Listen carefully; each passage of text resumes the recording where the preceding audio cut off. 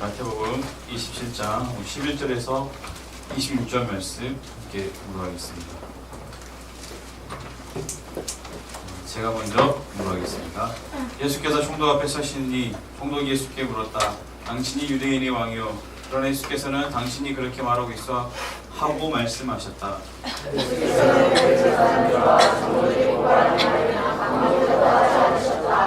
그때 빌라도가 예수께 말하였다. 사람들이 저렇게 여러 가지로 당신에게 불리한 증언을 하는데 들리지 않소? 예수께서 한마디도 단 한마디도 말하지 않으시니 총독이 매우 이상히 여겼다. 명절 때마다 총독이 우리가 원하는 채소 하나를 도와주는 관례가 있었다.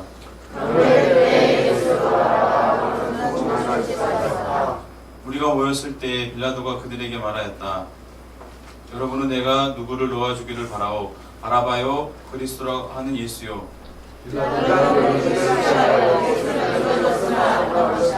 빌라도가 재판석에 앉아있을 때 그의 아내가 사람을 보내어 말을 전하였다. 당신은 그 옳은 사람에게 아무 관여도 하지 마세요. 지난밤 꿈에 내가 그 사람 때문에 몹시 괴로웠어요. 그러나 그 제사장과 장로들은 우리를 부르셔서 바라바를 놓아달라고 하고 예수를 죽이라고 요청하게 하였다. 총독이 그들에게 물었다. 이 두 사람 가운데서 누구를 놓아주기를 바라오? 그들이 말하였다. 바라바요. 그때 빌라도가 그들에게 말하였다. 그러면 그리스도라고 하는 예수는 나더러 어떻게 하라고? 그들이 모두 말하였다. 그를 십자가에 못 박으시오. 빌라도가 말하였다. 정말 이 사람이 무슨 나쁜 일을 하였소? 사람들이 더욱 큰 소리를 외쳤다. 십자가에 못 박으시오. 빌라도는 자기로서는 어찌할 도리가 없다는 것과 또 인간이 일어나는 것을 보고 그를 가져다가 우리 앞에서 던지시고 말하였다. 나는 이 사람의 피에 대하여 책임이 없으니 여러분이 알아서 하시오. 그러자 백성이 대답하였다. 그 사람의 피를 우리와 우리 자손에게 돌리시오. 그래서 빌라도는 그들에게 바나바를 도와주고 예수를 지지할 때에 십자가에 치달라고 넘겨줬다. 아멘. 우리가 유명한 시 중에 하나가 있습니다. 4월 되면 사람들이 많이 이렇게 언급하는 시 중에 하나인데 영국의 극작가 엘리엇이 쓰신 황무지라는 시의 첫 소절이 4월은 잔인한 달이라고 하는 문구로 시작이 됩니다. 혹시 4월은 잔인한 달이라고 들어보지 않으셨습니까? 네, 들어보신 분이 계셔서 다행입니다. 눈빛이 그런 게 어디 있어? 저를 쳐다보시고 몇 분이 있어가지고. 1921년에 이제 시인이 이 시를 쓰게 됐는데 1차 세계대전이 끝나고 불과 3년 정도 지난 시간이었기 때문에 승전국역이라고 불렀던 나라들도 이미 폐허가 됐고 이미 패전국들은 말할 수 없이 황폐화된 그런 상황들이죠. 그래서 영국뿐만 아니라 유럽 전역이 황무지가 다 된 그런 상황을 이야기하는 거죠. 근데 왜 4월이 잔인한가? 한 겨울에는 어떻습니까? 눈이 덮여있고 그냥 다 죽어있으니까 그냥 버티고 있으면 되는 건데 봄이 오면서 또 뭐가 시작되죠?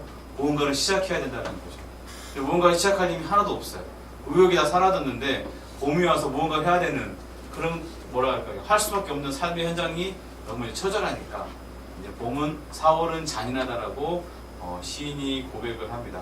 아무도 싹을 틔우기를 원하지 않는데 봄은 어떻습니까? 새싹을 내고 그러면서 또 그걸 바라보는 우리는 무언가 해야 될 것 같고 하는 부담감이 다가오게 되는 것이죠. 근데 이제 작가도 시 마지막에 시가 굉장히 깁니다. 330절 정도 되는 시이기 때문에 시인지 소설인지 구별 안 갈 수 있죠. 근데 이제 시 마지막에는 산티, 싼 거 말고 샨티, 평화.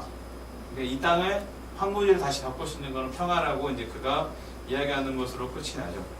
우리 한국 사회도 4월이 되면 굉장히 잔인한 날처럼 되어버렸습니다.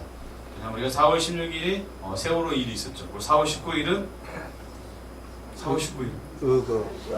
이거 우리 나이 드신 지사님들은 현장에 계셨을 테니까 그렇죠. 4.19 혁명이 있었었고 또 4월 3일은 또 제주. 거의 70년 동안 묻혀 있었던 그 역사의 그 슬픈 상황들을 요즘에 이제 드러나고 있는 것을 보게 됩니다. 특히 우리 아이들에게는 이제 4월 16일 그 사건이 더 큰 사건으로 있는 것 같고 이제 부활절 전후로 해서 항상 이제 세월호가 항상 엮여있기 때문에 앞으로도 한동안은 우리가 이 부분을 기억하고 있지 않을까라는 생각이 들어요. 우리는 어쩌면 이제 부활의 기쁨을 찬양하고 감사할 수 있지만 이런 아픔의 그 사건 속의 당사자들은 여전히 그 아픔 속에서 갇혀서 새롭게 시작할 힘 자체를 잊고 살아가고 있는 것을 보게 됩니다. 근데 그들에게 가서 다 잊고 새롭게 시작하라고 강요하는 것은 정말로 아무것도 할 힘이 없는데 봄의 새싹에 도달하는 것처럼 밀려가지고 하는 사람들의 힘은 어떨까요? 너무 지치고 더 상처가 될 거라고 생각이 듭니다. 우리 성도님들이 가지고 있는 그 부활의 기쁨이 정말 삶의 무게에 지쳐있는 그 누군가에게는 찬양의 고백처럼 위로가 되고 사랑이 되는 그런 교회가 됐으면 좋겠습니다. 오늘 제목이 좀, 광기의 시대에 좀 뭔가 있어 보이는 제목 같이 보이지만 지난주 수요일 날 여러분의 발에 물을 부으면서 이 설교를 썼어요. 정말입니다. 4시간이나 되더라고요. 너무 할 게 없어가지고 물을 부으면서 머릿속으로는 여러분의 모습들을 보면서 이 설교, 원래는 저희가 주일날 할 설교가 다른 설교였는데 여러분 때문에 이 설교를 가서 이제 집에 가서 하게 되고 그렇게 됐습니다. 그래서 여러분을 욕하거나 그런 건 전혀 아닙니다. 이상하게 또 보지 마시고 광기의 시대라는 이 내용은 제가 철학과 나왔기 때문에 미셸 푸코라고 하는 철학자가 쓴 첫 번째 논문 같은 책입니다. 근데 이제 예전에 문명이 완성되기 전의 시대에서는 광기, 아까 우리가 약간 뭐라 그럴까요? 정신청량이나 일명 미친 사람들 있잖아요. 이런 사람들을 굉장히 크고 위대한 사람처럼 여겼던 시대가 있었어요. 그런데 이제 이성이라는 시대가 도래하게 되고 일반인들과 뭔가 다른 그들을 따로 격리하고 그렇죠. 그래서 치료를 필요로 하는 정신병원이 생기게 되고 하는 상황들을 이제 만드는 거겠죠. 그러니까 광기라고 하는 것들이 일반과는 뭔가 좀 다른 이런 상황이 되는 거죠. 미셸 푸코 이제 그분은 그런데 이 광기가 오늘날에도 필요하다는 거죠. 언제 필요하냐면 예술 하시는 분들, 그렇죠. 그리고 우리가 또 갑자기 뒤늦게 공부에 막 눈이 반짝반짝해가지고 예빈이 눈을 보면 그렇죠. 없네요. 그새 꺼졌네요. 3월달 만에도 있었던 것 같은데 다 꺼졌네요. 돌아왔네요. 정신이.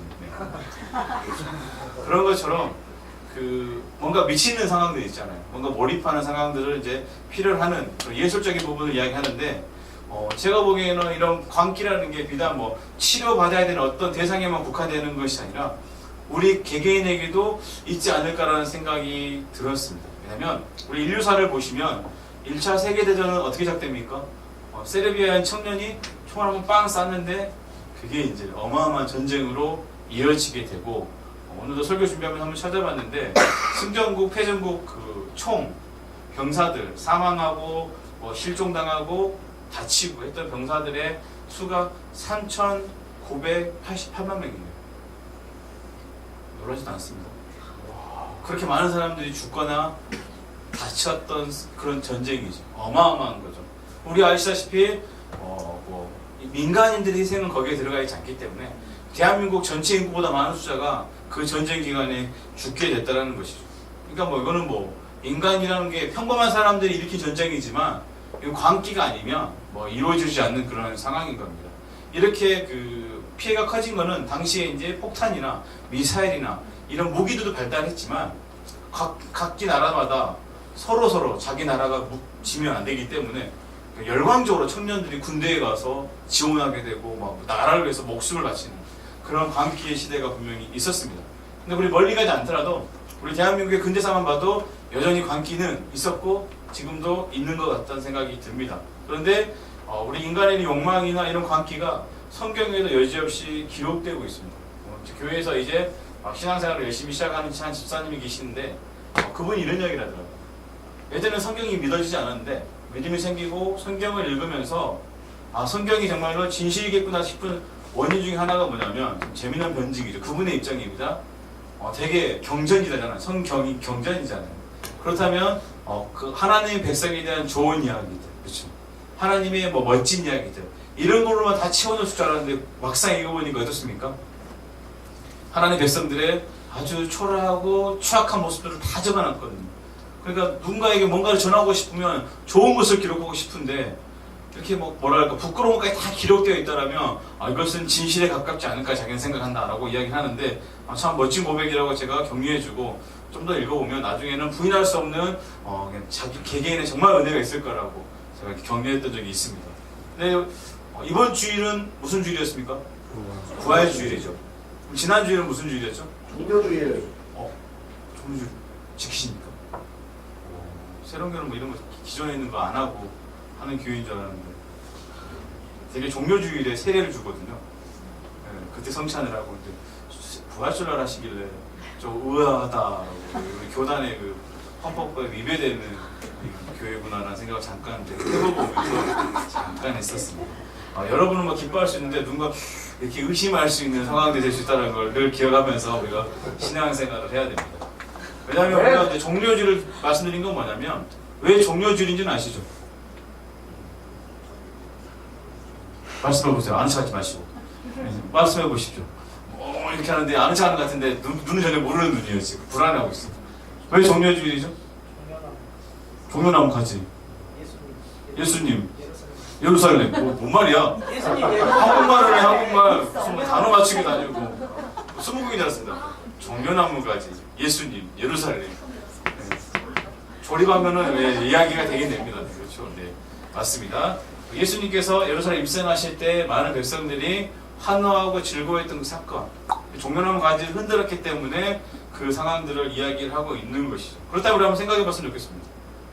왜 예루살렘 사람들이 예수님께서 예루살렘에 입성하시는데 종려나무 가지만 흔드는 것이 아니고 어떻습니까? 자기 옷을 벗어서 바닥에 깔았습니다. 그럼 되게 그것은 개선 장군이나 뭔가 왕이 행차할 때 할 수 있는 일이잖아요. 그런데 예수님의 모습은 어떤 모습이었습니까? 백마를 타고 오셨습니까? 그렇죠. 나귀도 뭐 멀쩡한 나귀도 아니고 뭐 새끼 나귀니까 예수님 키가 한 170만 되셨다 하더라도 발이 땅에 이렇게 끌리지 않았을까요? 저는 새끼 나귀를 안 봤는데 동물에 가면 있잖아요. 노새 해가지고 이상하게 생긴 애 하나 있잖아요. 다 큰 애도 그만한데 새끼 나귀면 어땠을까요? 나귀 표정, 그렇게까지 생각을 해야 됩니다. 나귀 표정은 어땠을까요? 힘들었을 것 같아요. 그죠? 태어나서 처음 겪는 일이니까 나귀 입장도 우리가 보통 일이 아닐까라고 생각이 이제 뭐 생각이 드십니까? 예, 나귀의 마음도 생각하면서 기도하셔야 돼요. 그런데 환호할 만한 그림이 거기에 있냐는 거죠. 아니죠. 예수님께서 뭔가 화려한 옷을 입으셨을까요? 그렇지 않았을 거라고 생각이 들어요. 어부들도 마찬가지일 것 같아요. 예수님뿐만 아니라 뒤에 따르는 그 남정네들, 그렇죠. 12명 정도의 남정네들도 뭐 꼴이 그렇게 깔끔하지는 않을 거예요. 예수님 따라서 뭐 떠돌이 생활을 한 지 몇 년 되었기 때문에 그렇게 깨끗한 느낌은 없습니다. 그랬을 경우에, 그렇죠. 그런 사람들 향해서 환호한다. 얼마만큼 환호했냐면 세이오라고 표현하고 있거든요. 힙합할 때 세이오 그게 아니고 힙합하는 찬양을 많이 들으시기 바랍니다. 성이 흔들렸다는 표현이에요. 지축이 흔들렸다는 거. 어마어마하게 사람들이 함성을 질렀죠. 우리가 월드컵 때 아파트 사신 분들은 조금씩 경험하잖아요. 그렇죠? 그 변비 같은 한국 축구 갑자기 골 하나 넣으면 TV 안 봐도 아파트 사람 다 알겠더라고. 와, 지금 골 들어갔구나. 와, 이렇게 하면 들어가려다 말았구나. 그렇죠? 와, 해가지고 한 5초 이상 가야 들어갔구나. 우와, 이렇게 하면은 누가 턱발했구나, 막 이렇게 우리가 알 수 있는 거죠. 그런데 그 생각해 보시면 성이 흔들렸어요.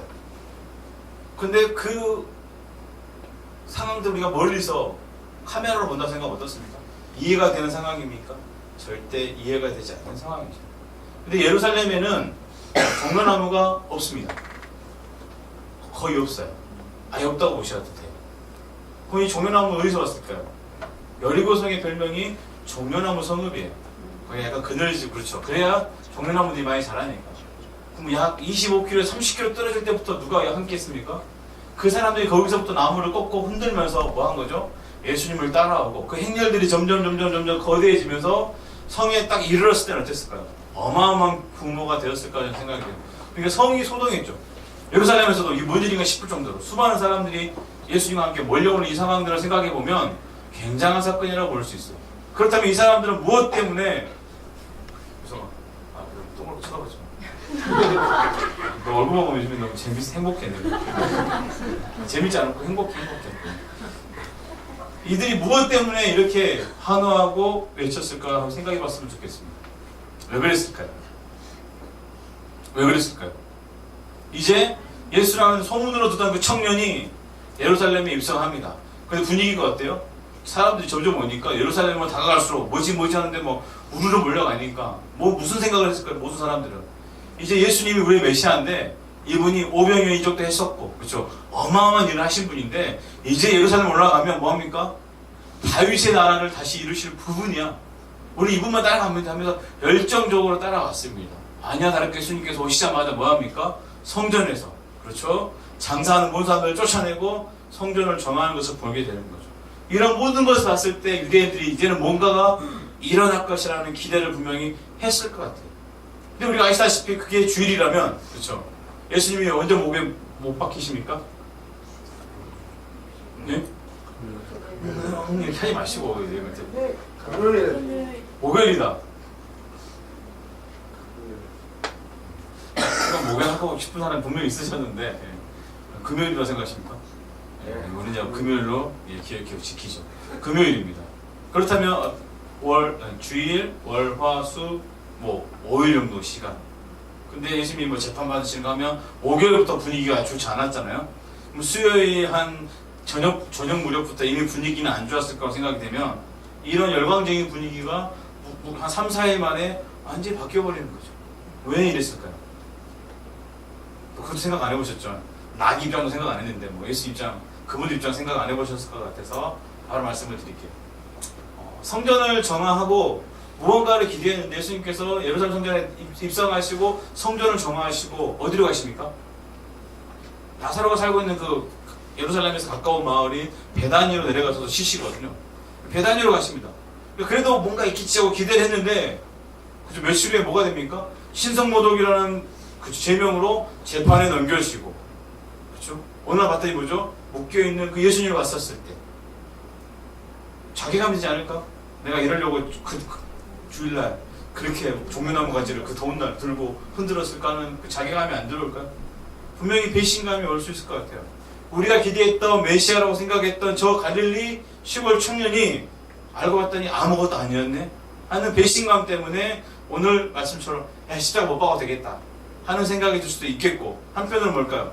당시에 예루살렘 성에 살던 사람들은 성전에서 봉사하시는 분들, 제사장들이나 사두개인들이나 서기관들, 바리새인들 이런 사람들과 또 누구일까요? 성전에서 장사하는 사람들, 그리고 예루살렘을 순례하는 순례객들을 대상으로 음식도 팔고 숙박도 하는 이런 사람들일 거라고 생각을 해보시면 성전 때문에 뭐죠? 먹고 사는 사람들이죠. 이렇게 쉽게 바꾸면 성전 때문에 먹고 사는 사람들인데 예수님께 오셔서 뭐 하십니까? 성전을 정리하시는 거죠. 그렇지 않습니까? 그걸 생각해 보시면 어디까지 우리 잘 먹고 잘 살았는데 오늘부터 쫓겨났어요. 이 사람들은 어떨까요? 분위기가 좋지 않을까 하는 생각이 들어요. 그리고 근데 그때 그 당시만큼 참았어요. 왜요? 예수님 뒤에 있는 수많은 무리들이 있었기 때문에 섣불리 할 수가 없는 상황이라고 생각하시면 돼요. 근데 더 이상 두고 보면 모든 것을 잃을 수 있는 상황이 됩니다. 장사하는 사람들뿐만 아니라 그 제사장들이나 바리새인들이나 특히 사두개인들은 로마 세력과 결탁하는 사람들이거든요. 귀족들. 이 사람들은 어떻게 될까요? 매국노들이잖아요.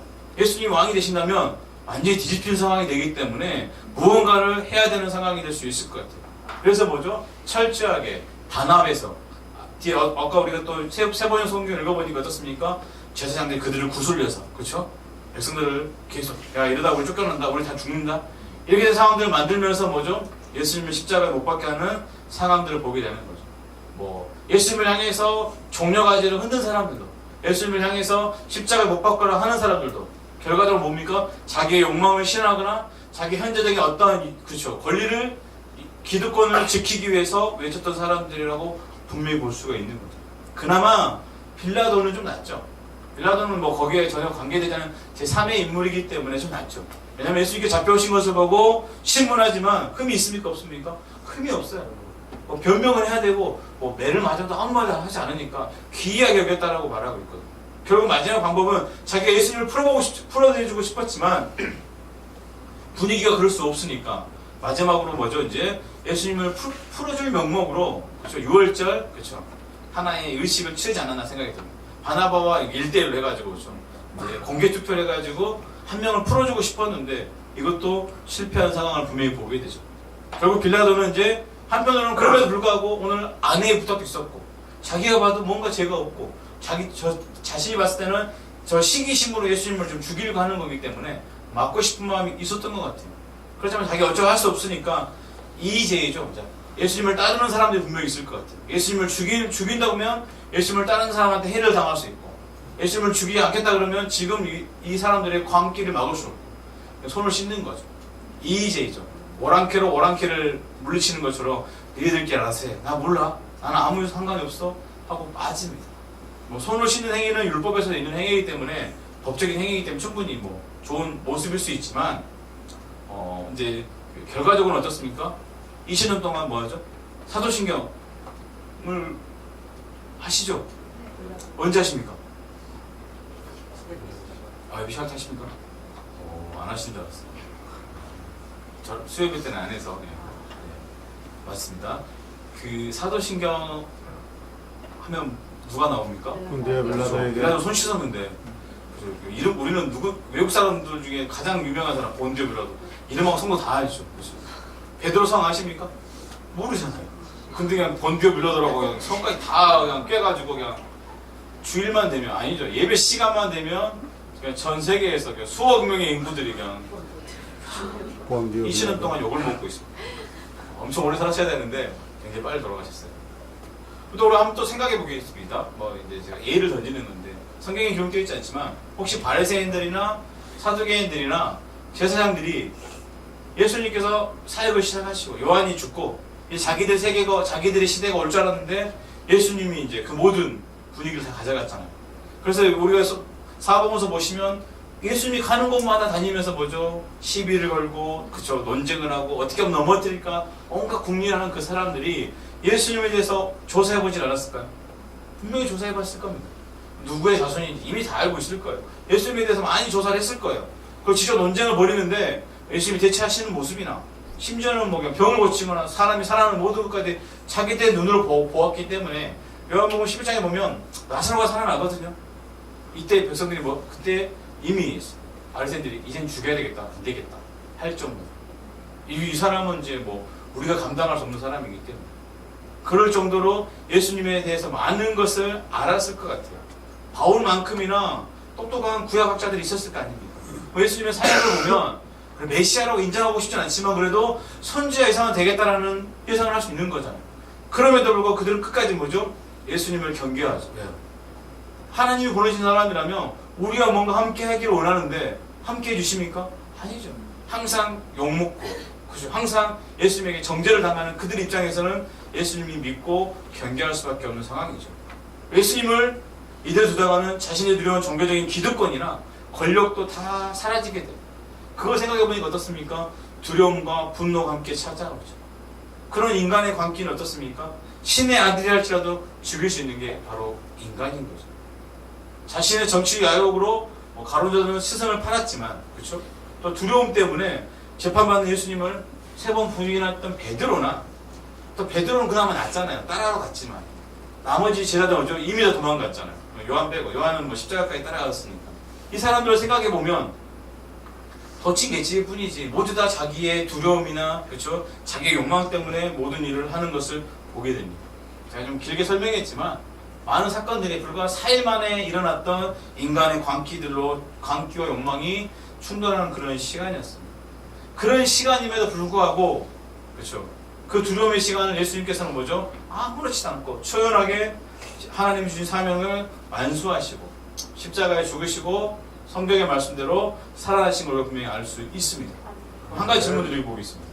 만약에 여러분 예수님이시라면 부활하셨을 때 가장 먼저 어디로 가셨을까요?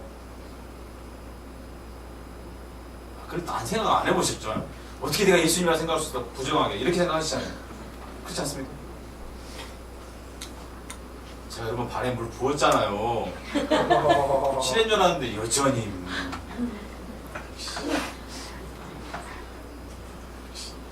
안타깝네요. 그때 하긴 제가 물 부으면서 저는 바가지만 들고 서 있고 서로 막 목사님 감사하다고 막 서로 안고 막 서로 하이파이브하고 가더라고요. 저는 막 그냥 아무 없는 사람 취급을 난 오늘 물이나 뜨는구나 알고 있었기 때문에 여러분의 그 차가운 모습은 그날도 봤지만 여전히 차가우시고. 그러면 이제 뭐 생각을 안 해봤을 거라 생각하고 저의 예를 들어볼게요. 저는 이제 묵상하면서 만약에 나라면 어떻게 했을까? 가장 먼저 그 대제사장이었던 아나니아를 찾아가죠. 왜냐면 예수님 뺨을 때렸거든요. 딱 살아나가지고 돌아오면 어땠을까요? 아나니아가 깜짝 놀랐겠죠. 바로 양쪽을 따닥 때리고 절하면 예수님 그러지 않습니다. 절하면 이 건방진 놈하면서 때리고 그 다음에 어딜 갈까요? 빌라도한테 가야죠. 빌라도한테 가서 어떻습니까? 근데 그냥 가지 않고 빌라도는 병사들이 막 지키고 있잖아. 문을 안 열고 제자리에 오셨다고 벽을 통과하면서 빌라도에게 하면 어떨까요? 빌라도가 아주 그냥 바짝 얼어 있겠죠. 얼마나 생각만 해도 신나지 않습니까? 그리고 나서 예수님을 채찍질했던 그 병사를 불러가지고 빌라도를 채찍질하게 하는 상황도 한번 생각만 해도 막 얼굴들이 환해지시는데 너무너무 시원하고 좋잖아요. 그렇지 않습니까? 그 다음에 어디 해야 돼? 뭐 해야 될까요? 예루살렘 성전으로 가야죠. 그래가지고 투표했던 그 유월절 지키려고 기다린 사람들한테 야 나 여기 있다 하고 딱 서가지고 사람들이 긴가민가하면 막 손바닥 딱 보여주고 그렇죠? 옆구리도 보여주고 이것들아 나 살아났다 이렇게 하면 어떻습니까? 표정이 그래. 개그 던지는 게 아니라 지금 생각을 해보자라는 거잖아. 그럼 모두 다 뭐죠? 깜짝 놀라고 예수님 앞에 바짝 다 엎드리지 않을까요? 생각 안 해보셔가지고 생각 좀 하고 사셨으면 좋겠는데 다 생각을 안 하시니까 전혀 성경적이지 않은 이야기죠. 성경과 전혀 다른 이야기인데 듣기만 해도 속이 뻥 뚫리지 않습니까? 뭔가 시원하고 그렇지 않습니까? 왜냐하면 우리가 사복음서 읽어보면 이거 뭔가 그저 막장 드라마가 하다가 끝나버린 느낌이 잠깐 들거든요. 근데 예수님은 어떻게 하십니까? 저의 상상력과는 전혀 다르게 성경에서를 보시면 두려움 때문에 숨어 있었던 제자들을 찾아가 주시고 또 부활하신 후 40일 동안 계시면서 하나님 나라를 가르치시고 또 승천도 아주 조용하게 승천하시잖아요. 만약 승천하실 때만이라도 예루살렘 성전 꼭대기에 가서 그렇죠? 잘 먹고 잘 살아라! 이러고 착 올라가시면 그래도 뭔가 보여줬으니까 제자들이 핍박받을 일도 없을 것이고 예수님 부활하셨다고 막 증거해야 되는데 제자들이 얼마나 머리가 아프겠어요. 우리가 지금도 전도하는 게 힘든데 제자들은 얼마나 힘들겠어요. 예수님 십자가에 죽으셨는데 살아나신 거 한 번만 보이시고 그냥 가시면 되는데 허련히 가셨어요. 이렇게 멋진 방법으로 공생애를 마무리하셨으면 그렇게 제자들이 고생하실 필요가 없을 텐데 그리고 초대교회도 그냥 어마어마하게 멋지게 성장해 갔을 텐데 결국 혼자만 나 다시 올게 하고 갔었잖아요. 남은 사람들한테는 숙제만 잔뜩 남겨놓고 혼자만 속편하게 하나님 우편에 좀 앉아 계시잖아요. 그렇지 않습니까? 생각할수록 화딱지가 나지 않습니까? 갑자기 어차피 올라가실 거 거기서 올라가나 여기서 감람산에서 올라가시나 예루살렘 성전에서 올라가시나 뭐 큰 차이 없거든요. 멀지도 않고 올라가시면 되잖아요. 거기서. 근데 왜 굳이 몰래 조용히 올라가셨을까?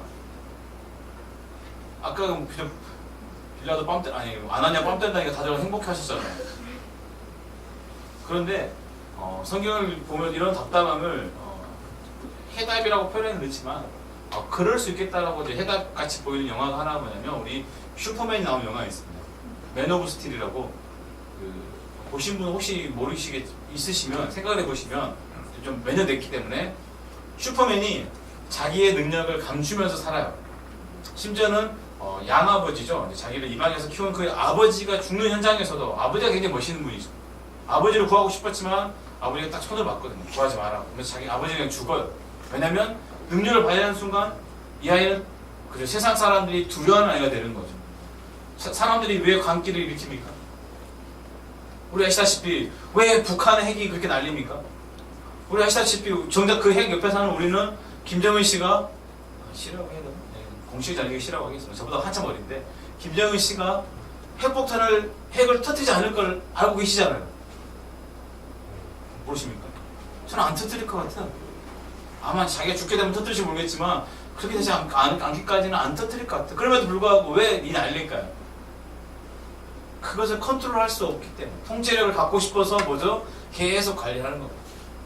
아까도 예수님의 그 능력이 메시아처럼 보이지만 그들이 왜 경계했습니까? 내 편이 아니거든요. 저 능력이 나를 위해 쓰지 않는 능력이기 때문에 경계하게 되거든요.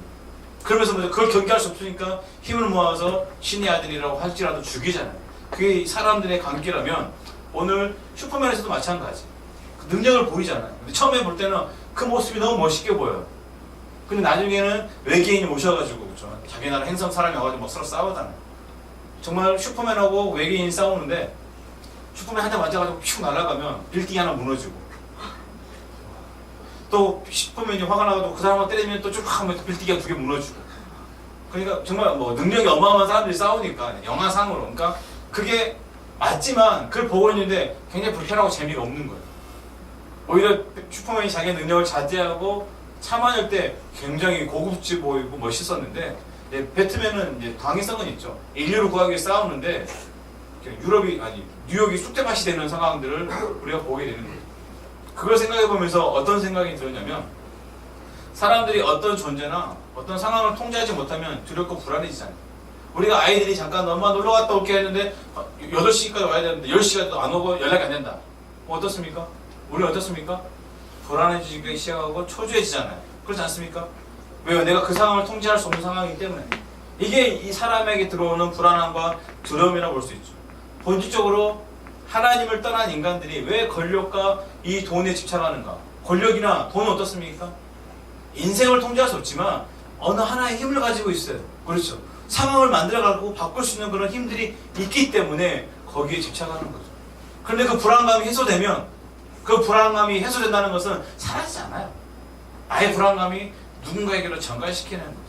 그게 우리가 흔히 폭력이라는 모습으로 드러나게 됩니다. 우리가 왜 유명한 사람들이 권력도 있고 힘도 있고 물질도 충만한 사람들의 인생이 왜 그렇게 망가지는가?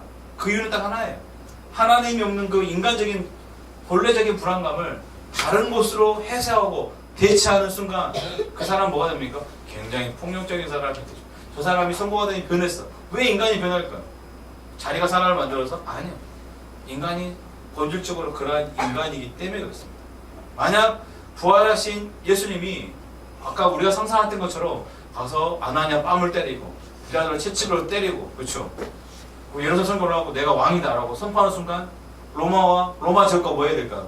전쟁이 시작될 거예요. 근데 만약에 예수님이 그 능력이 있기 때문에 슈퍼맨 마지막 한번 가서 보시면 아세요. 슈퍼맨한테 딱 맞아 뻥 넘어졌는데 빌딩이 우르르 무너지거든요. 예수님께서 충분히 그런 능력이 있기 때문에 말 한마디로 로마 한 군단이 와도 죽을 수 있습니다. 우리가 구약 성경에 보면 그죠? 엘리야가 기도했더니 그죠? 하나님의 천사가 어마어마하게 있는데 그 병사들이 문제겠어요. 죽을 수 있어요. 그렇지만 그건 뭐가 됩니까? 제가 볼 땐 그건 광기인 거죠. 유대인의 왕, 그렇죠? 이스라엘의 왕은 되겠지만 우리를 구원하신 구세주는 아닌 거죠.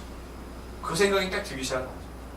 예수님이 잡히시기 전에 제자들에게 발을 씻기시면서 내가 너희를 사랑한 것 같이 너희도 뭐하라고 말씀하십니까? 사랑하라고 말씀하시네요. 그리고 그 말은 뭘까요? 이제는 내가 보였던 것처럼 너희도 그렇게 해야 돼. 예수님께 그렇기 때문에 부활하시고 조용히 뭔가 고구마 5개 먹은 것처럼 행동하시다가 사라지시잖아요. 그건 사라지신 게 아니고 제자들에게 그 바톤을 넘겨주신 거고, 그 바톤은 오늘 우리에게 넘겨지고 있음을 믿으시기 바랍니다. 하나님 우리를 빛과 소금으로 부르셨습니다. 믿으시죠? 아멘. 빛은 왜 빛입니까? 내가 태워질 때 진짜 빛이 되는 줄 믿으시고, 내가 어두운 데 있어줄게, 이건 빛이 아니에요. 밝혀줘야죠. 내가 태워져야 되죠. 소금은 뭘까요? 썩은 데 내가 옆에 있어줄게, 아니에요. 내가 내 자신이 녹아져서 그들을 살릴 때만이 우리가 비로소 소금 역할을 감당한 줄로 믿으시기 바랍니다. 앞에 소개했듯이 엘리엇이라는 시인은 이 세상이 황무지라고 표현했지만 성경은 더 험하게 표현합니다. 제가 관영한 곳이죠. 하나님의 심판이 임할 수밖에 없는 곳이죠. 그런데 임할 수밖에 없는 이 세상을 하나님이 어떻게 하셨습니까? 요한복음 3장 10절 말씀처럼 하나님 세상을 이처럼 사랑하신 거죠. 아멘. 하나님이 세상을 사랑하셨어요. 나만 사랑하신 게 아니고 하나님이 자녀들만 사랑하신 것이 아니라 세상을 사랑하셨어요. 근데 어떻게 사랑하셨습니까? 이처럼 이 세상 안에 예수님의 모든 사역이 다 들어있잖아요. 죽으시기까지 우리를 사랑하신 걸 믿으시기 바랍니다. 아멘. 하나님의 말씀이 우리 믿음의 중심이 되지 않냐고, 나의 바램이나 나의 목표가 우리 신앙의 동력이 되면 때로는 그게 더 겉보기에는 더 신앙이 있는 것처럼 보일 수 있어요. 하지만 나의 기대나 바램이 무너지는 순간 우리도 유대인의 광기처럼 얼마든지 신앙이 폭발할 수 있다고 보시게 됩니다. 그렇지 않습니까? 태극기 집회 가면, 그렇죠? 왜 기독교인들이 많은가? 그들은 두렵거든. 그들은 예수님을 아는 사람이지 믿는 사람들은 아니죠. 부활하신 예수님을 만나는 모든 제자들은 두려움의 세방된 줄 믿으시기 바랍니다. 아멘. 예수님께서 제자들에게 찾아오셔가지고 맨 처음 뭐 말씀하시죠? 너희에게 평강이 있으리라고 말씀하시죠. 아멘. 아멘, 아멘. 저런 광기가 여러분에게도 있죠. 인간은 누구나 다 그런 광기를 가지고 있어요. 하나님과 분리되는 인간은 반드시 가질 수밖에 없는 그 원초적인 그 두려움이 있습니다. 주님께서 이 땅에 오셨 에덴산에 찾아갔을 때 아담과 하와가 뭐 했습니까? 두려워해서 숨었습니다. 그 두려움을 감출 수 있으면 감출 수 있습니까? 절대 감출 수가 없는 것이죠. 근데 이 두려움은 언제 해결됐습니까? 부활하신 예수 그리스도가 우리에게 오셨을 때, 성전의 장이 찢어졌을 때 비로소 아멘. 해결한 줄 믿으시기 바랍니다. 아멘. 그분에게 뭐합니까? 우리가 그분에게만 나아가기만 하면 우리를 만나주시고, 아니죠. 이미 우리를 기다리고 계시고 우리에게 먼저 오셨는데 우리가 마음을 열지 못했던 것 뿐이겠죠. 이미 우리를 기다리고 계신 그분 앞에 나아가면 모든 두려움을 사라진 줄 믿으시기 바랍니다. 부활하신 예수님을 만나셨습니까? 그래서 우리는 더 이상 세상의 광기와 세상의 무기로 우리가 인생을 사는 것이 아니라 주님이신 은혜로 살아가야 될 줄로 믿으시기 바랍니다. 아멘. 그렇기 때문에 제자들은 예수님이 여기서 승천하세요, 예루살렘에 사셔야죠, 그래 우리가 좀 수월할 텐데가 아니라 상관이 없는 거죠. 왜요? 그들이 성령 받아서가 아니라 주님이 주시겠다 약속하셨기 때문에 그것을 기다렸을 뿐이고, 그 이후 이전에도 이미 예수님이 주신 사랑으로 서로 섬기며 살아가는 하나님의 공동체가 된 줄 믿으시길 바랍니다. 아멘. 오늘 우리도 마찬가지입니다. 황무지 같은 이 땅은 우리가 여전히 살고 있어요. 약간 엘리샤라는 작가는 그래, 이 땅은 평안이 필요해, 평화가 필요해, 평화. 우리가 서로 좀 도와주고 서로 섬기고 뭔가 맞춰가면 될 거야 라고 생각하는 평화, 그게 진정한 평화가 될 수 있습니까? 아니에요. 결국 불안하고 잠시 멈춰진 것 뿐이지 또다시 싸움이 시작되는 거죠. 그런데 이것은 유일한 해결 방법 하나밖에 없죠. 예수 그리스도를 주인으로 모실 때, 그분의 말씀을 중심으로 삼을 때, 부활하신 주님이 주시는 평강을 우리가 소유할 때, 우리 이 땅을, 이 황무지 같은 이 세상을 변화시킬 수 있는 은혜가 있는 줄 믿으시기 바랍니다. 아멘. 삶을 돌아보시면 어떻습니까? 정말 황무지 같았고 광기처럼 살았던 시대가 분명히 있으셨잖아요. 복음을 경험하기 이전에는, 복음을 만난 이후에는 그 광기들이 끊어졌잖아요. 그런 두려움에서 벗어나셨잖아요. 세상 사람들에게도 이 평강이 필요한 줄 믿으시기 바랍니다. 우리가 주님이 주시는 그 삶의 모습을 한 걸음 한 걸음 따라가면, 이거 두렵지 않아? 니네 아들 이렇게 이번에 성적 떨었다는데 아무렇지 않아. 포기한가요? 포기해서 그렇습니까? 하나님께 맡긴 자만이 감당할 수가 있습니다. 아멘. 학원 다 끊으시고 집에서 그냥 열심히 공부를 가르치십시오. 그건 안 됩니까? 네. 황무지를 살리는 능력이 이미 우리에게 좋은 줄 믿으시기 바랍니다. 아멘. 근데 우리는 보면 주님 부활하셨어, 증명해봐. 어떻게 증명하시겠습니까? 부활절 무렵부터 페이스북에 와 예수님 부활하셨다라고 다양한 내용들이 올라오면서 왜 부활이 진실인가 여러 가지로 변증하는 글들이 많더라고요. 근데 제가 그 글들을 보면서 그것도 일견 맞지만 부활은 변증하는 것이 아니고 부활은 사는 것이 좀 믿으시기 바랍니다. 아멘. 부활은 설명하는 게 아니죠. 믿음 없는 사람에게 믿음을 설명할 수 없는 것처럼 부활, 그죠? 사람은 죽을 수밖에 없는 존재인데 우리가 어떻게 부활을 설명할 수 있습니까? 우리 뭐만 하면 되는 겁니까? 그냥 주님께서 사셨던 그 삶의 모습을 우리가 보여주시면 돼요. 그것이 바로 이 땅에서 부활을 증거하는 증인의 삶인 줄 믿으시기 바랍니다. 아멘. 주님이 주신 그 사랑으로 우리도 뭐합니까? 아멘. 세상을 사랑하시는 귀한 성도들 됐으면 좋겠습니다. 기도하겠습니다. 사랑의 많으신 아버지 하나님 감사함을 드립니다. 우리가 부활의 기쁨으로 이 땅을 살아갔지만 여전히 주님이 주신 평안을 소유하지 못하고 두려움과 광기로 이 세상을 살아가고 있습니다. 하나님, 이 광기의 시대를 마칠 수 있는 것은 주님의 복음밖에 없는 줄 믿습니다. 나를 위해 죽으시고 부활하신 예수 그리스도의 은혜밖에 없는 줄 믿사오니 하나님, 이제 우리가 그 부활의 증인다운 삶을 살 수 있도록 인도하여 주시옵소서. 하나님, 은혜 안에 살기를 소망합니다. 오늘 하루하루 예수님의 삶의 그 옷자락 하나만이라도 닮아가기를 소원하오니 하나님, 우리에게 그 힘과 은혜와 담대함을 허락하여 주시옵소서. 내 삶이 펼쳐진 이 황무지를 이제는 복음의 씨앗을 뿌리고 주님 오시는 그날까지 아름답게 가꾸는 사명 감당하게 하여 주시옵소서. 예수님의 이름으로 기도드립나이다. 아멘.